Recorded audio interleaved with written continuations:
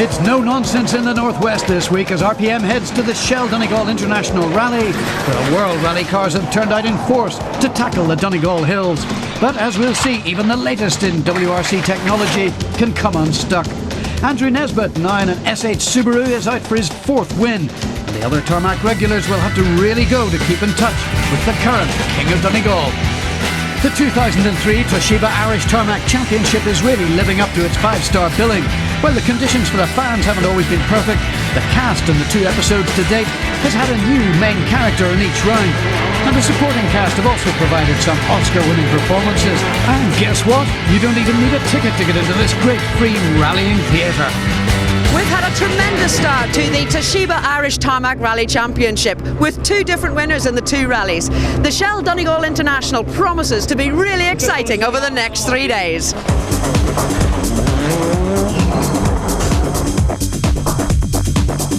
Letterkenny is the hub, and the Donegal Motor Club, under the helm of new clerk of the course Declan McKay, has reintroduced such classic tests as Atlantic Drive and the old format Knockalla. Friday stages are based around Letterkenny, but the big day is Saturday, based as usual around Central Service in Milford, and includes 10 stages. Then it's further west on Sunday with 6 stages, including Glen and Atlantic Drive. It's a tough one, 180 stage miles in 2.5 days. The promise of 3 glorious days sunshine in this northwestern holiday haven has brought the fans in their thousands to this rally-mad county. In the past, names like Ari Vatanen, Billy Coleman, Cathal Curley and Bertie Fisher have all won the Donegal Rally, but this year, for the first time, this is what they want to win, the Jim Kennedy Perpetual Trophy.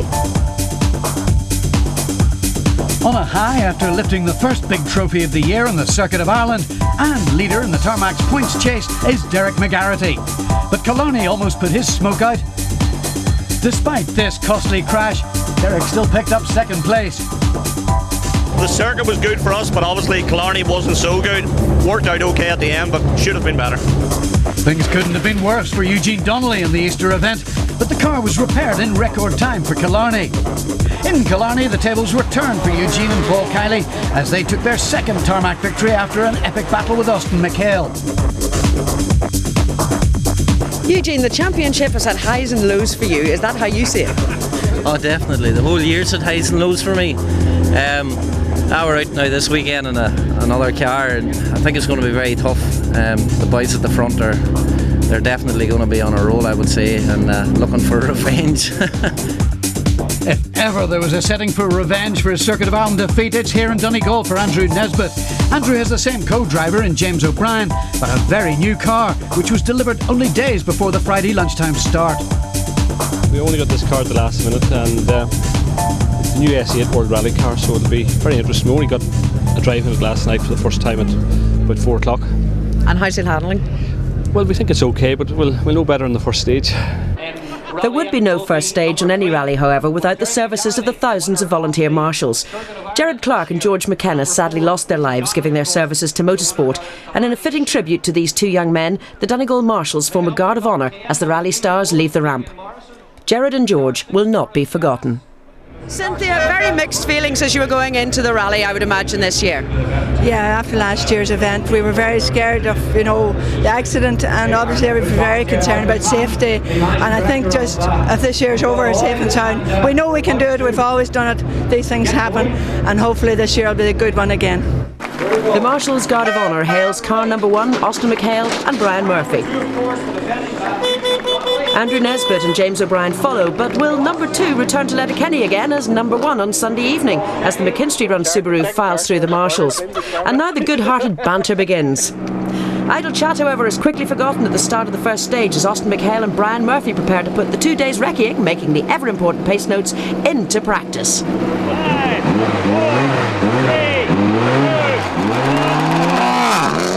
Practice is over now for the Dublin crew. Stage 1 is along the southern shores of Lough Swilly near Newton Cunningham. 250. Because of his FIAB seeding, Austin is number 1 on the road, and he's fresh from his 4th place finish on the Scottish Rally the previous weekend. It's been a busy week for his mechanics converting the car back from forestry to tarmac specification.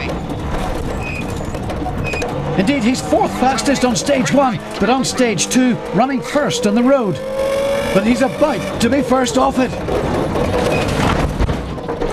We're on his first gear.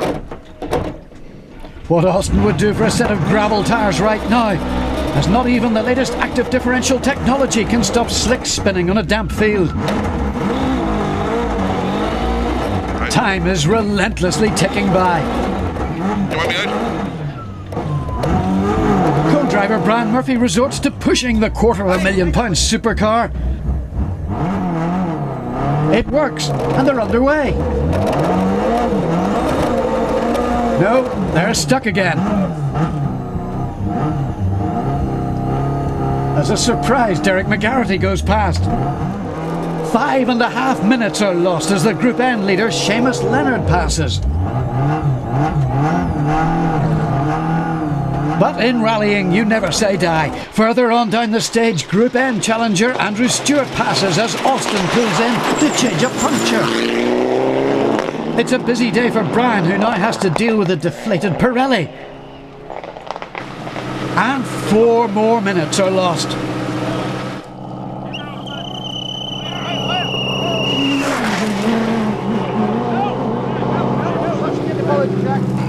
The damage is clear. And so too is the deflation on Austin's face after a season which started with such a promising debut on the Circuit of Ireland and then crashed in Killarney. All hope of another Donegal victory may have gone, but Austin will drive at least until the end of the day and reassess the situation then. The greatest hope for a victory in the Northwest has to be Andrew Nesbitt. He missed Killarney due to an operation on his left knee, but now he has his right foot hard down, and James O'Brien is not telling him to back off this time. Best 11, keep it lit. And he needs to push, as Andrew is an uncharacteristic 8th fastest on the first stage. He's finding this paddle gear change, which negates the use of the clutch, very different to his usual sequential system. Right side left, 80 double jump in, 4. Back off right, 80 right. Back off square left, 22 1/4. On stage 4 he looks completely at home in the new S8 as he leaps to a fastest time, and he now commands a scant 6-second lead. The last time this car, now owned by Niall Maguire, was used in Donegal, it took Andrew Nesbitt to victory in 2000. Eugene is cautious on the first test. 9th fastest, as a rain shower midway through has made the tarmac quite slippery. Small crest, 2 right gravel. On stage 2, however, he is 2nd fastest and moves into 4th place. By stage 4 he's up to 3rd, but he's cutting things fine.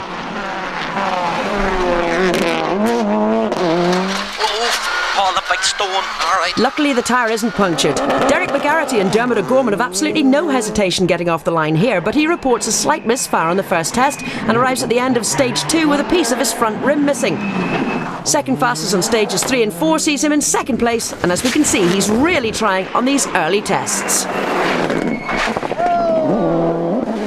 In sharp contrast to their start in the Killarney Rally, where they punctured on the first test, Eamon Boland and Damien Morrissey actually lead the rally after the 2nd stage, after being 3rd fastest on stage 1 and 4th fastest on the 2nd. But they'll drop back to 4th by the end of the first loop. Morris Gas seems to be forever chasing Eamon Boland this year, as Eamon just pipped him in Killarney and is just ahead in the championship race. Perhaps the unluckiest driver this year has been Peter Herson, but the tables turn here in the first stage as the Hills Subaru sets the fastest time to lead the event. Sadly, the glory is short-lived as Peter spins the Impreza on stage 2 and it refuses to restart, losing over a minute. The Doherty brothers get off to a bad start. They're stuck in 3rd gear for half of the first stage. But Paul Harris is battling against the technology odds, yet he's absolutely flying. Paul hasn't been rallying for over a year, and his non-WRC spec machine is, on paper, 2 seconds a mile slower than the latest models.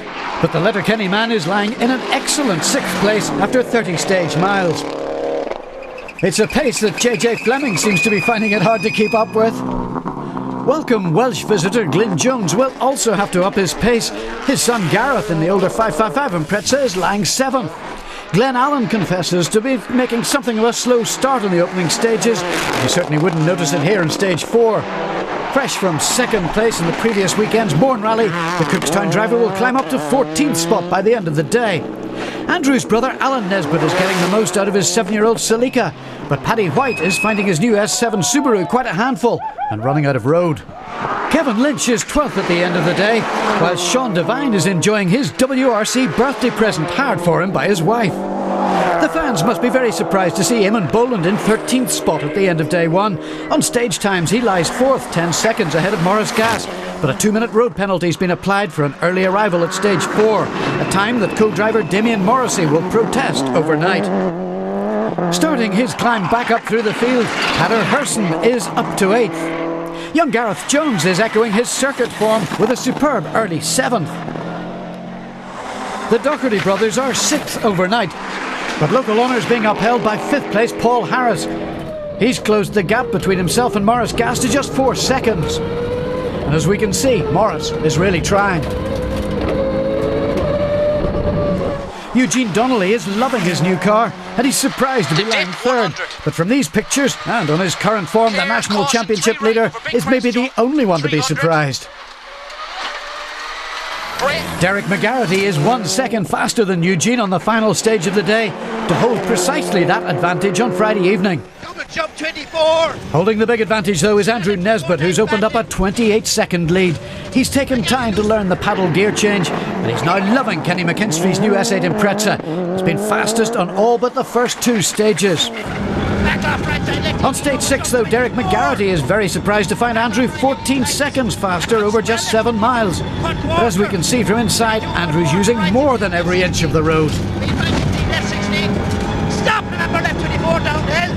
Hairpin rocks, right 26. Hairpin left 26. It's that familiar name at the top of the table.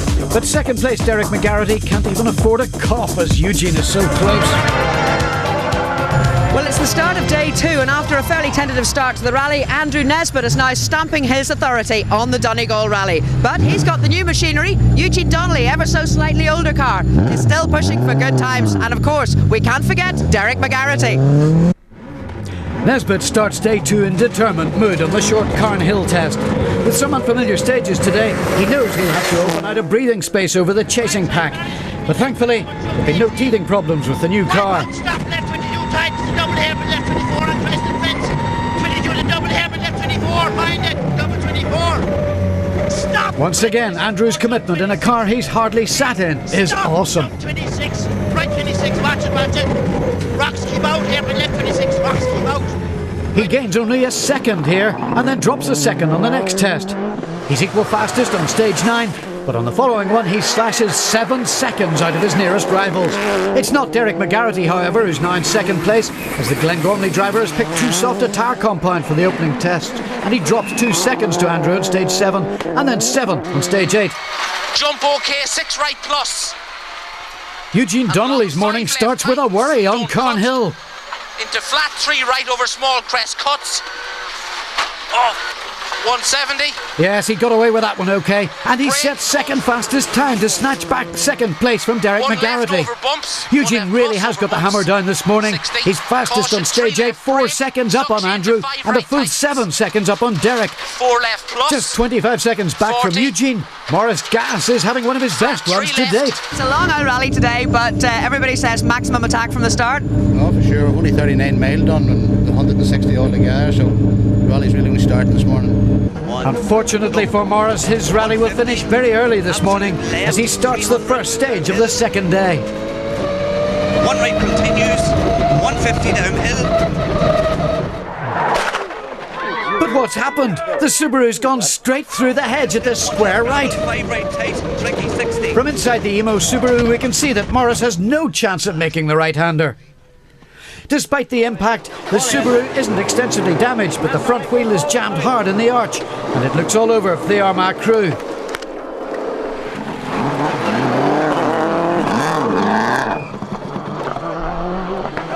But Maurice has other ideas. The red mist is down and the South Armagh man is oblivious to all around him. He just wants to get out of here. But I'm afraid the souvenirs will be all that's left from the Pedro Subaru in this Donegal Rally. Maurice, I hate to say it, the curse of the RPM interview. For sure. No, we're coming down to 5 right there in gravel and got caught out, probably with cold tyres on it. Put her in the field. Here endeth the rally? Here endeth the rally. Get fixed for next one. Well, you're remarkably calm about it. Oh, there's no point getting annoyed, is there? In the local battle, Paul Harris now moves up a place and has gradually extended his lead over the Doherty brothers to 41 seconds during the morning. Daniel is another driver who's opted for too soft a tyre. Indeed, Daniel's lucky his problems haven't dropped him into the clutches of Gareth Jones, who'll sadly retire with an engine failure. Herson is back up to 6th. Eamon Boland starts today in 13th, but is immediately second fastest and works his way up to 8th. While Austin McHale has his work cut out in 106th position. He's out now to test the car, and using his old tyres in the Sanyo Subaru, seems to be making the car distinctly nervous. Back in Milford's service after the first 4 morning tests, Andrew Nesbitt has a 33-second advantage as the cars are prepared for the afternoon push. Both Derek McGarrity and Eugene Donnelly will need some serious go-go juice if they're to challenge Andrew as a big afternoon's rallying lies ahead. The Shell Donegal International Rally now moves into territory which it's revered for. A Fanad loop including Fanad Head and the classic Knockalla mountain test which overlooks Loch Swilly. There can be few more memorable rally experiences in the world than to witness the high-speed action on a sunny day on the Knockalla Coast Road in June. Back to Fanad, and Andrew's tactic is clearly to increase that gap, as this shows. Treble jump 20, and it is stop, right 14 before fence, rocks hairpin from left 24, watch, right 24. The aggression pays off as the Armagh Ace is 6 seconds faster than anyone in this test. But now it's on to Knockalla, and this is the real one to get fastest time of the day on. When it comes to bravery, Andrew is never lacking. This is a real white-knuckle ride. Down, middle jump 24 and pole. Stop, keep her down, wide on left 26, right 26, before crest 26. Watch it, keep her down. 26. Keep her down, Marar, stop, left 16, right 12 over jump 26. Eugene Donnelly comes to Fanad, and the 1999 car is now some 46 seconds behind the 2002 example. But full credit to Eugene for keeping Andrew in sight. Stage 13 and Eugene sets fastest time. It was a mental pace. Crazy, said Eugene. Well, judge for yourself. Big flat crest, slight left over crest, brake, 3 left. But the EnviroCare car continues to drop time to the leader. When you have 2 great drivers, there's no substitute for technology. Dip 100, caution, bump tight, 3 left, don't cut. No matter how hard you try. 2 left plus, 80. Derek also beat Andrew on stage 13, but that was the only stage on the Fanad Peninsula in which the yellow S8 was ahead of the white one. Here's one of the real heroes of the event. Paul Harris is listed in 4th. Amazing. But remember, Boland's protest is still being considered. This weekend we've seen the real Patter Herson again. He's 3rd fastest on 13. The Warren Point driver is now just 18 seconds behind Harris. It's not so good for Daniel Doherty. The Carndona driver had been 5th, but this costly spin coming up drops him behind Herson's similar vintage Impreza.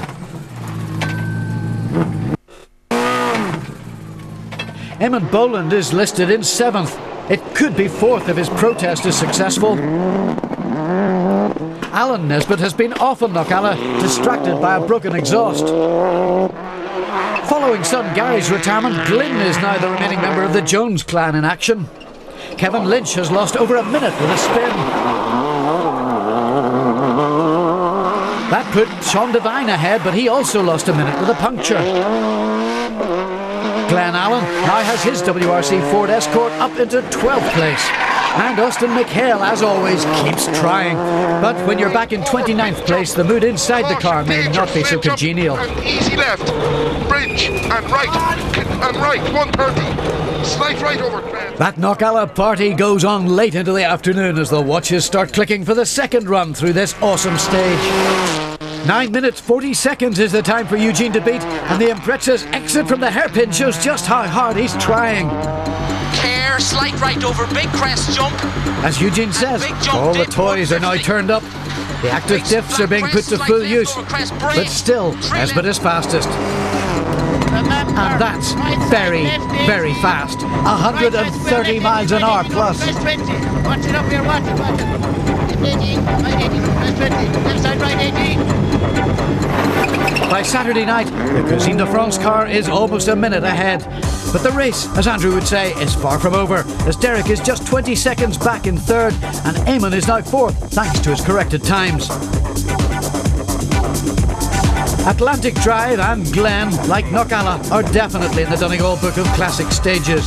Glen Village is the real crowd trap, and even the introduction of a chicane hasn't spoilt the show. We're on the way to Glen right now with Andrew. Kill them on the first stage of the day was an old Fisher tactic, and Andrew has learnt from the past master. He's 14 seconds faster than anyone. Middle right 18 on crest. Middle right 18 on crest. Back off square. Eugene Donnelly has another fastest time on the most westerly stage. Caution, square right. Into square right. But on Atlantic Drive, he again has to concede 4 seconds to Andrew. Derek McGarity has knocked the tracking out in the Pirelli S8, and he's dropping time. Eamon Boland is less than a minute behind now in adjusted time. But Paul Harris and John McCafferty's magnificent giant killing run in 5th place comes to a violent end on the Port Lake test.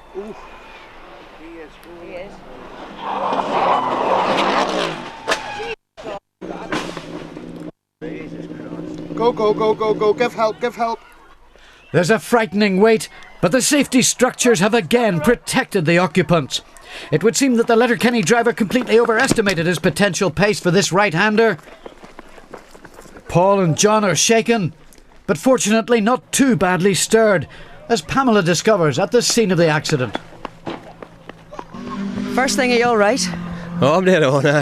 No problem. With a slight... we cut too much to the outside of the corner. We caught some chips, and I think we end up rolling over, you know. But rolling over at least 2 or 3 times that we saw, and taking walls and poles out. Well, we're not sure. She doesn't look too bad, you know. But as long as we're okay, both of us are okay, you know. It's never so bad. But the drama of the day isn't over yet. Austin McHale and Brian Murphy end their miserable weekend in the Northwest on the Atlantic Drive stage. Again, thankfully, there are no personal injuries, but the stage is stopped. Glenn Jones also ditches on Atlantic Drive, but he'll retire on Port Lake too, so there are no prizes for the Jones family this weekend. Sean Devine's birthday treat is spoiled by a costly puncture on Glen. So Kevin Lynch and Martin McNichol make it into the top 10, a great result for the WRC novice. Glenn Allen and John Gallagher 9th, even with rear anti-roll bar problems towards the end. Daniel and Michael Docherty have to settle for 6th at the end of 3 hard days.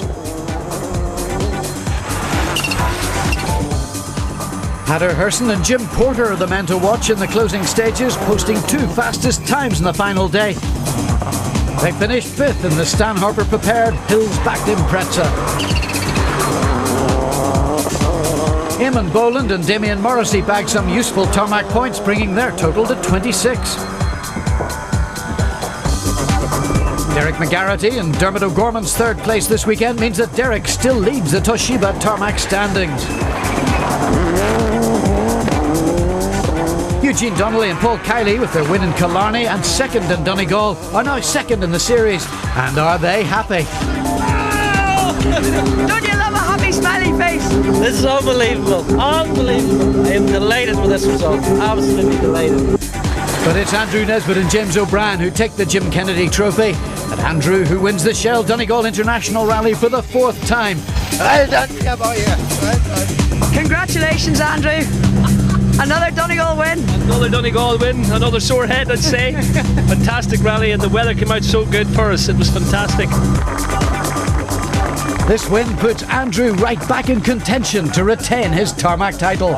In the end, there was a 1 minute 23 second margin between the first 2. Eugene and Hatter definitely need a special commendation for their drives in the Northwest. Taking dropped scores into account, all 3 of the top drivers in the series will go to round 4 on the same points. It doesn't get any closer than that. After 2 rounds, the Toshiba Tarmac Group N Championship is led by Dickie Curran, a very experienced competitor, but comparative rally novice, as most of Dickie's mileage has been on racetracks. Roy White, last year's runner-up in Group N, comes to Donegal as the meat in a Curran sandwich, as far as tarmac points are concerned. His car, like Dickie Curran's, is a Mitsubishi Evo 7. But the big question is, how good is Seamus Leonard's new M9 Impreza? I done a test on Wednesday night. We done about 30 to 40 mile on it, and yeah, I was happy with the car, like, so I was, like, you know, but it wasn't much mileage for a bike event like this here before a rally. But no, the day is a good test, like, so it is. Andrew Stewart and Malachi Crawford provide the local Donegal interest in Group N, although Malachi lives quite a distance from his native shores these days, New York.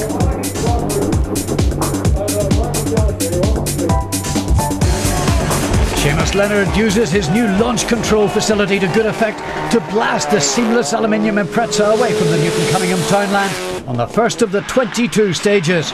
But the Uma driver is not the fastest over the first test. On stage 2, however, it's a different story. He's certainly turning heads by taking fastest time on the bogey test. But by stage 4, he's back to second again. Roy White, last year's runner-up in Group N, gets off to a shaky start. But he's fastest over the first stage. On stage 2, Leonard is in the lead following Roy's brief visit to a farmyard. After 4 stages, White's Evo leads the Impreza by 4 seconds. Yeah, it's only beginning. There must be 5 or 6 cars now within 10 seconds of each other up at the lead. Thankfully, we're at the front, you know, we're going to try and keep it like that. Andrew Stewart has other ideas in the Shell Racing Fuels Evo 6. The Letterkenny driver showed his pace in Killarney, and when it comes to bravery, he's never lacking. Fabian McShane calls the notes. 100, turn open fast, square left. But the Evo is taking a pounding, and on stages 3 and 4 they begin to encounter a gearbox problem.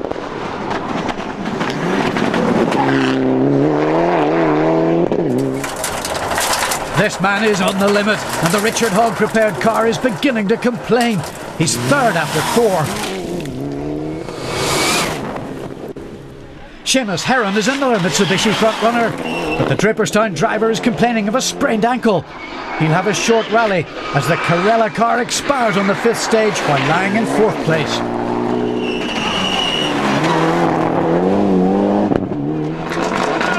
Dickie Curran leads the Toshiba points, and not only that, his son Michael is third in the series after 2 events.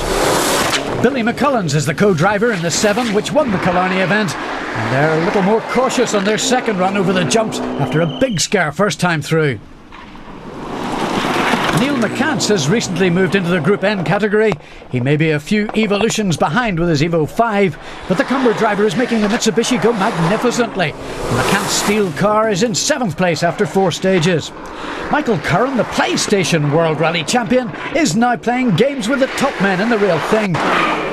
And here's another steady young man driving the Murray Motors Mitsubishi. Aaron McHale, however, is complaining of a soft brake pedal, and he'll visit the ditch briefly on stage 4. That's not good for the confidence. As brother Paul was mixing it with a World Rally Car gang, Stephen, with club chairman Damien Crawford on the notes, is also having his moments. He finally retires with turbo problems on stage 4, as we can see from inside the chairman's brother's car. 100. You should have called him to order, Mr. Chairman. Malachi Crawford, as always, is having a ball on his vacation. Thankfully, there are no cows on the road this year, but he and Mark McAllister nearly do a bit of hedge trimming. 130. That's it, well held. And 2 left. Dermot Hannafin, with the now fully recovered Michael Gibson in the notes, is the other top Subaru representative. But the Yorkshire-based Irishman is having a few problems as Gordon Dunn's camera catches. Using the Impreza that David Higgins drove to Production Cup victory in 2002, he's also using a little more of Donegal than he's intended. The engine and gearbox have been rebuilt for Donegal, but a little more reconstruction will be required if our Dermot doesn't steady up.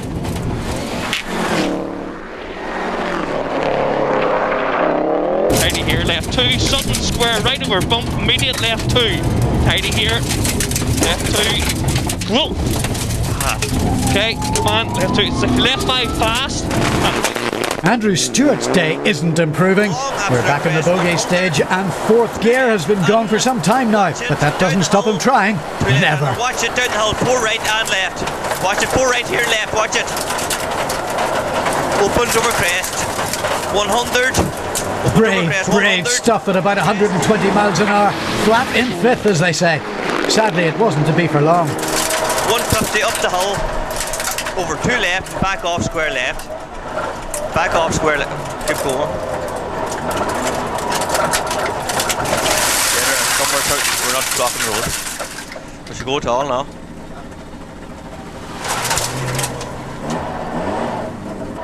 That's the fight over, boys. A KO would have been more appropriate. It was only just a chance that we were going to get through this stage. We knew that our box was going at last service, so we got through stage, the second last stage, no problem. But unfortunately, everything's jammed up now, so we're out. Dickie Curran cannot and doesn't want to play at the leader's pace. There's a valuable championship lead to be preserved, and he's happy to finish the first day in a comfortable third.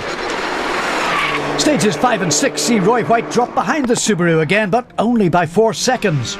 So Seamus leads the production parade back to Letterkenny, but remember, only 6 of the 22 stages have been completed.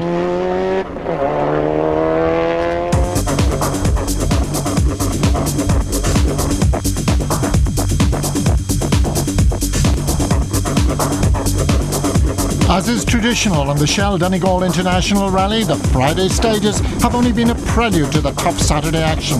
Now we're in the real rally country, the Fannet Peninsula, and from the first morning countdown, the Group N leaders are at each other's throat in the nicest possible way. Stage 7 and Leonard and White tie on time, but Leonard is now into his stride. First stage I think we equalled, and then on the next stage I got 4 out of Roy, I think it was.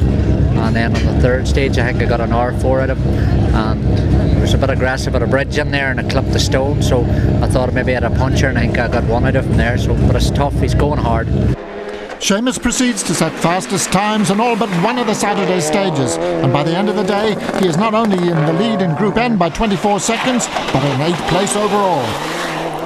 It's a demoralising day for Roy White and Greg Shinners, as apart from that tied time on Carn Hill and the fastest time by a mere second on the Lagan Boy stage, the Subaru has run away from the FESP Mitsubishi. But after this duel, there's about to be a big gap. Tarmac Group N Championship leader Dickie Curran is hearing unpleasant noises in the transmission of the Evo 7. Just at the minute we've got some problem with the clutch or the diff. We don't know. It was all right through the stage, we lost no time. Just on the road section, the big vibrations come in. So we're looking at it, see what happens.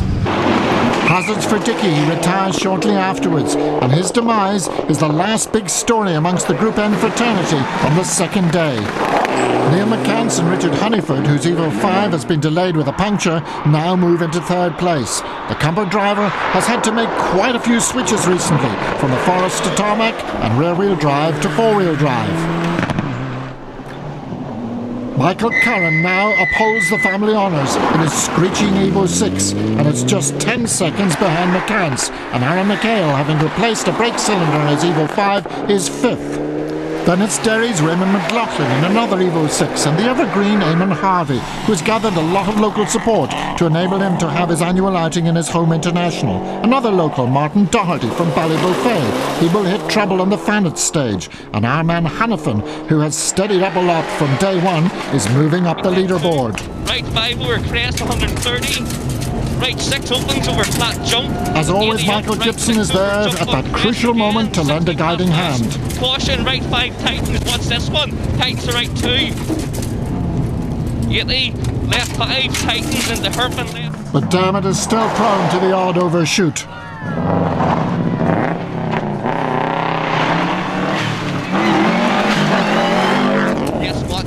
Over bad jump, right 5 over jump, 80, tight it, right 3 over big jump, watch, and left 3,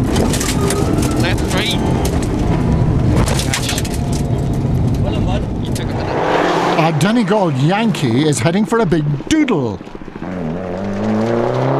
which he will do dandy to hold. And 5 left, watch it, that's it, well done, well held, narrow bridge, square right. So after 2 days, the Group N battle is very much a 2-horse race. It's time to take a look at the classes now in the Shell Donegal International Rally. And as always on this Toshiba Tarmac qualifier, there's been action throughout the field for the fans to enjoy in the sunshine.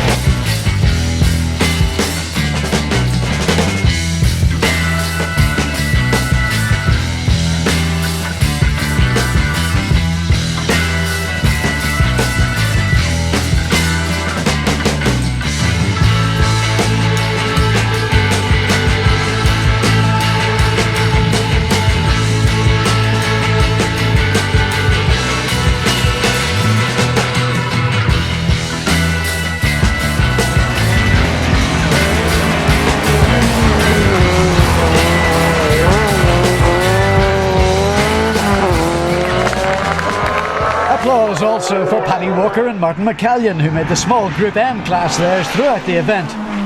But the ladies' tarmac champions, Aisling Doris and Wendy Blackledge, making it a Suzuki Wipeout in Class 1. John Hegarty and Patrick McGlynn are at the top of Class 2, from Danny and Carol McBride. The new-shaped Civics dominate Class 3 with only 5 seconds separating the first two. Shane Orr and James Gallagher might have won by a little more if it hadn't been for this incident in Knockalla. It's the Tony Kelly car's Civic R, driven by Christopher Boyce and Pascal Dillon, who run him so close. Andrew Hegarty and William Coyle run the Puma pretty close here on their way to winning Class 5. Class 6 was expected to be a Gary Jennings benefit, and it certainly looked like that at the beginning. Well, not the very beginning. We did a big spin, probably cost us 20 seconds, but since that we've just been plucking away, and it's a long rally, we're getting there. Keeping a level head? Yeah, we are. We're ahead of all the rest of two-wheel drive boys, so that's what we wanted to do, and maybe hopefully creep into the top 10. Top 10 for the Ajit Fisher Engineering Kit Car 106.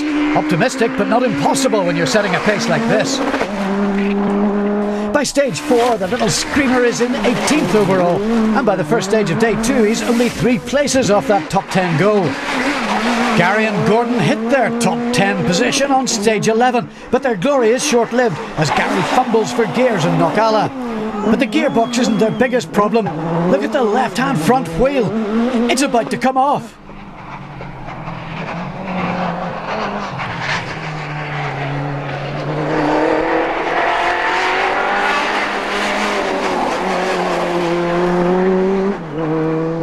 In Glen Village, the problem becomes too acute to continue.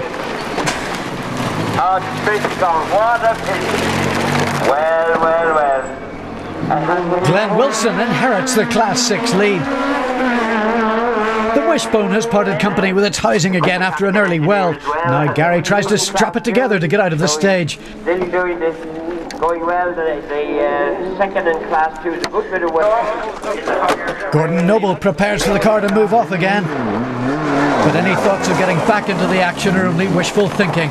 The emergency repair lasts only yards. Glenn and Nigel Wilson now have it all their own way in the class. The Armagh driver finishes over 6 minutes ahead of his class opposition. And he's in 27th overall. That's after Gareth McHale retired from 2nd place. John Foley, on the other hand, is having an excellent run to victory in Class 7. Amongst the modified men, Daniel Conigan is the Class 9 winner. Another Letterkenny pair, Paul Gallagher and Carl Reid, have been the pace setters in Class 11 in their Toyota Corolla. But all that comes to an end on the Lagan Boys stage. Yes, stage 13. They've got caught out by that bridge that so nearly captured Malachi Crawford. The result is not a pretty sight. PJ Gallen and Adrian Crawford have to be surprised to win the class after John Tully, Matthew McCauley, Paul Doherty and Patrick Shields all failed to make the finish. There's spectacular action in Class 12. Pat Bonner and Derek Montgomery, after some very sideways motoring, had the group. From an equally spectacular Brian Darnian. Then we get one of the hottest classes of all, the 2-litre 16-valve entertainers. From the start, Philip Shaw and Seamus Donnelly engage in an epic contest. At the end of the first day, Philip has a slender advantage, but that pressure is eased on the second day, however, when Donnelly hits trouble. Seamus Donnelly had switched from a front-wheel drive Peugeot, where he was a Peugeot Cup winner, to the rear-wheel drive. You would have think he had been with it all his life. After 6 stages, he is only 3 seconds back on Shaw. But during the Saturday stages, the Autocar Escort needs exactly what it says on the can when it develops a misfire. That, I'm afraid, eventually leads to retirement. Up move Curly and Fraser. Now, where have we heard those names before? Connor, son of Carroll, and Nigel, son of Austin, the great rallying pair of the 70s, are proving that hereditary counts as they provide one of the most entertaining drives of the weekend to second in their class. Podrick and Richard Price hired this car to go rally, and what a spectacle they provide. 4th in Class 13 is their award, and you cannot leave the category without showing another Donegal regular, Robbie Peebles. Finally, let's see the arms and elbows action from inside. Thanks to PJ McDermott, Jared Callaghan sits beside him in the ex-Glenallen Mark II.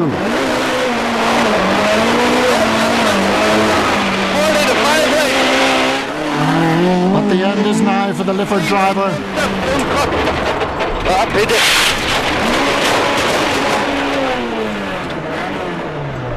Alright, boss. Alright, you okay? Aye. You sure you're okay? Dead on. What are you like? As we've said many times in the past, a rally driver never gives up. Come They're ahead. soon back on the road, but they will not survive to the finish.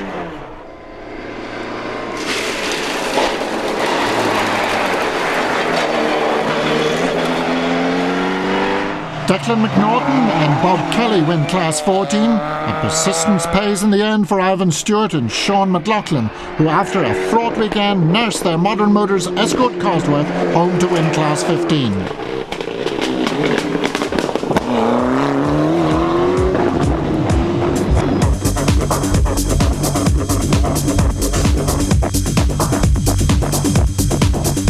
Invaders from the Isle of Man and the United States have been blowing aside the local drivers after the opening rounds of the Tarmac Historic Rally Championship.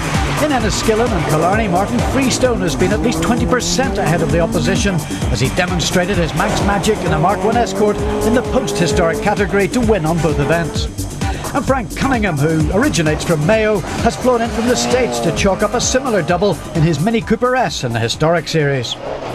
Martin Freestone was not only spectacular but highly effective on the circuit. His task in the post-historics was made easier when Sean Tracy's Wormbold replica BMW retired, leaving Gary Kerr to take runner-up spot in the post-historics in his Hillman Avenger.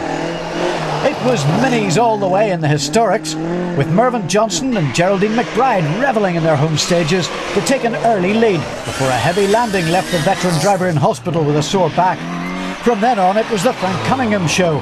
Ross Ford called the notes for the American as they kept a wary eye on Alan Lennon, who finished a minute behind. The Hillsborough pairing of Niall Crichton with Greg Roberts, who's usually in the driver's seat of a Lotus Cortina, took the historic Class 3 honours.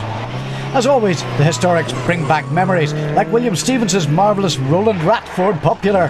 Willie, however, wasn't too popular with his co-driver Robert Anderson when he put him in a ditch on the final day. However, the tough old Ford is well capable of taking a pounding, and no real damage was done. 2 weeks later, and Martin Freestone and Chris Hayes repeat their feat in atrocious conditions.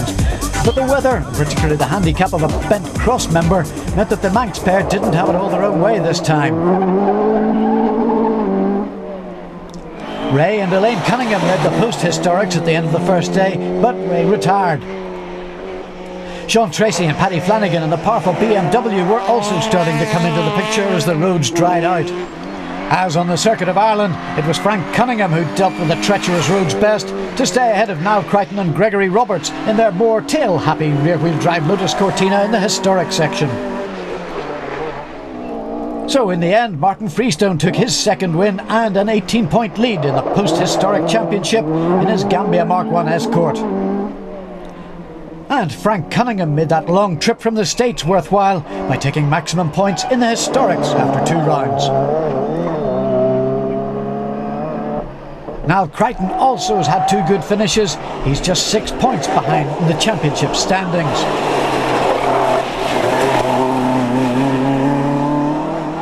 So it was on to Donegal for round 3, where John and Christy Farrell were the post-historic favourites, and indeed they led before retirement. This handed the post-historic win to Martin Ward and Lisa Conroy in their unusual Opel Manta A series. Kerry Keel's Ernest Stewart took second in the category in his Hillman Hunter. Harry Brown's Hillman Avenger was also in the prizes. But the man who really covered himself in historic glory in Donegal was Frank Cunningham. Not only did our American visitor win the historic section in his 1275 Cooper S, he was also the fastest outright. Niall Crichton followed him home in his Lotus Cortina and now trails by 9 points in the championship. Jim Hall has his Ford Anglia up to 3rd place, a further 6 points behind.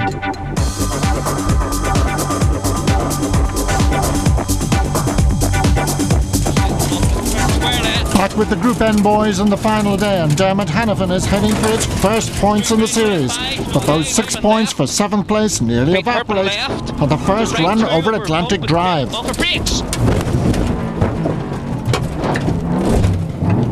Right, easy now. Right, watch it. In here. It's more than a puncture. Fortunately, it wasn't as bad as they thought, and they finished 7th. A minute and a half ahead of them, it's Eamon Harvey and Darry Cooney. Aaron McHale and Damon Connolly are almost 3 minutes ahead of the Subaru in 5th place, and they're only 1 point behind Roy White in the championship. Michael Carlin and Desi Wilson are also in the championship race. They're 4th, and Donegal puts them in 4th in the series. It's been a mighty weekend for Neil McCance and Richie Hurleyfoot. Following Dickie Curran's demise, they've maintained 3rd place. Mind you, they're only 8 seconds up on Michael Curran at the finish. But the 2003 Donegal Group N battle has been all about these two. Over the 3 days rallying and 22 stages, the Clonmel driver never gave up. But it would seem that the Subaru has gained an advantage on the technology stakes. Roy and Greg have the consolation of heading the tarmac points. And this is the team that has been the big threat in the series. Seamus Leonard and Paul McLaughlin win Group N by over 2 minutes, and they finish this high-speed event in 7th place, right amongst the World Rally cars. But this is a nasty moment.